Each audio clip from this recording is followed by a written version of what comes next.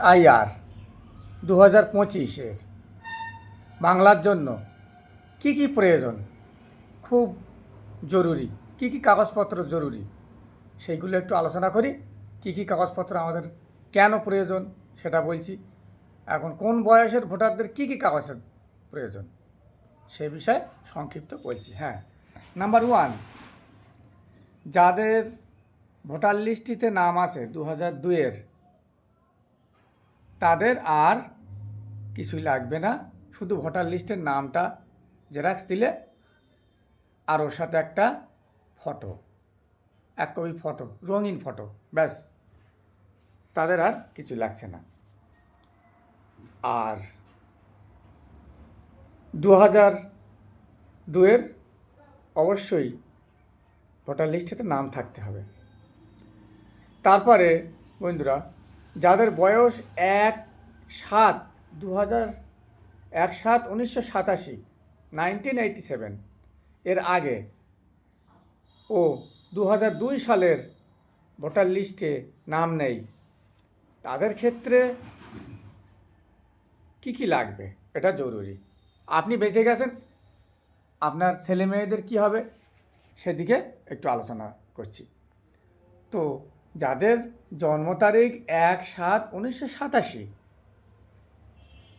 এর আগে ও 2002 সালের ভোটার লিস্টে তাদের নাম নেই, তাদের ক্ষেত্রে কি কি লাগছে? 3টে জিনিস লাগছে। নাম্বার 1, বাবা ও মায়ের 2002 সালের ভোটার লিস্টের জেরক্স কপি, 1 নাম্বার। 2 নাম্বার, নিজের একটি জরুরি কাগজ, একটা জরুরি কাগজ, আর্জেন্ট একটা কাগজ, আধার কার্ড হোক, ভোটার কার্ড হোক, আর যে কোনো একটা সার্টিফিকেট হোক, জায়গাটা লাগবে। আর কি লাগছে বন্ধুরা? আর একটি রঙিন ফটো, ব্যাস।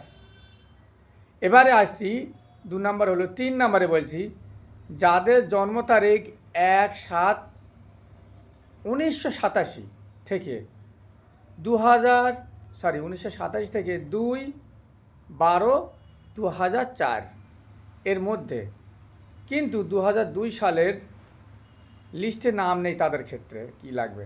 হ্যাঁ, এক্ষেত্রেও সেই একই, বাবা মায়ের 2002 সালের ভোটার লিস্টের জেরক্স কপি লাগবে। আর নাম্বার 2, নিজের একটা জরুরি কাগজ।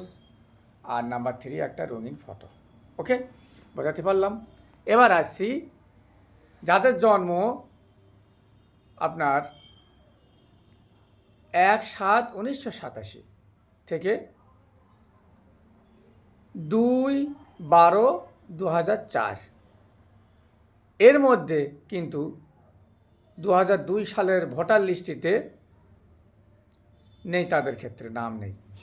তো তাদের ক্ষেত্রেও একই, বাবা মায়ের 2002 সালের ভোটার লিস্টের জেরক্স কপি, আর 2 হচ্ছে একটা জরুরি কাগজ, নিজের একটা জরুরি কাগজ, আর 3 একটা রঙিন ফটো, এইগুলো লাগছে।